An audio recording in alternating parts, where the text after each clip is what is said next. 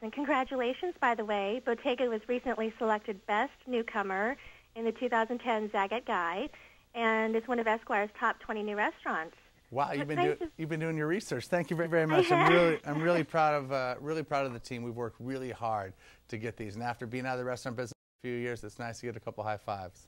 Oh, absolutely. What kinds of fresh fall ingredients will we find on the menu at Bottega now? You know, it's nice that it's just starting. The wild mushrooms are just starting. Chanterelles and mazzataki mushrooms are coming in from Mendocino. Now that we're starting to get some rain here in a little bit, Napa mushrooms will come into it. All the fall greens, the mustard greens and the chards and the spinach are all growing. I'm seeing some Brussels sprouts. We just added some Brussels sprouts on the stem, right on the stalk. Oh, really? That we blanch and roast in the wood-burning oven. So you pull a Brussels sprout out. Just where it grows, it looks like it's right out of Mars if you've ever seen them grow. They're totally fun. And we just added a shrimp pasta. We have this shrimp from fishermen from Louisiana, and we cook this pasta just like I was talking about before. We cook the pasta in the broth about half the way, so it's not even cooking in the water the whole way. It's really steaming inside the broth with these beautiful Louisiana prawns and the little Calabrian chili. Crab season's just a couple weeks away, so we'll be doing whole roasted garlic crabs in just a couple weeks, which I love out of our wood-burning oven. Yeah. So now, where do you like to shop when you're in town? I'm in San Francisco. I'm in San Or Francisco. in Napa. Oh, in Napa? Area. Yeah. We have, I live in St. Helena, so we have Sunshine Market does a wonderful job. Our friends at Valerga's. I like Independence, but of the larger guys, Whole Foods came to Napa, and these guys do a beautiful job. You know, we're a big believer in the farmer's market and having a relationship with the ingredients where we can. So if you're able to see the farmer, have a relationship, talk to him or her about what they're growing, and you're able to talk about the farmer when you're at the table, you're going to add some flavor to an already tasty meal. And oftentimes save a little bit of money by going to the farmer's market, buying direct from the farmer. Sure.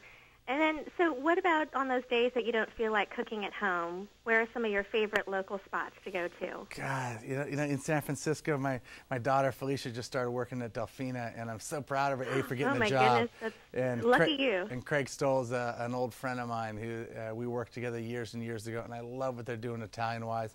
You know, the slanted door, of course, is fantastic, and I'm curious to see Quince is moving.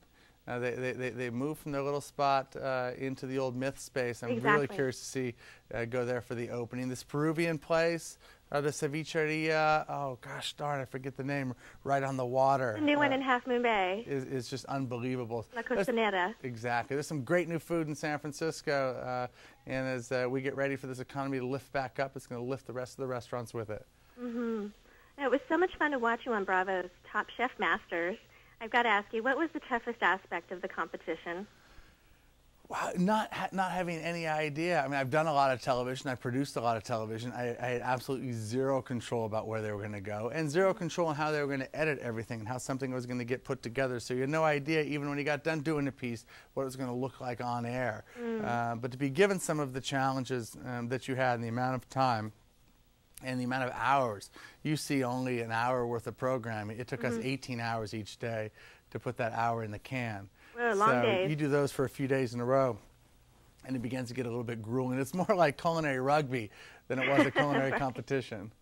Well, did you have a favorite challenge out of the whole experience?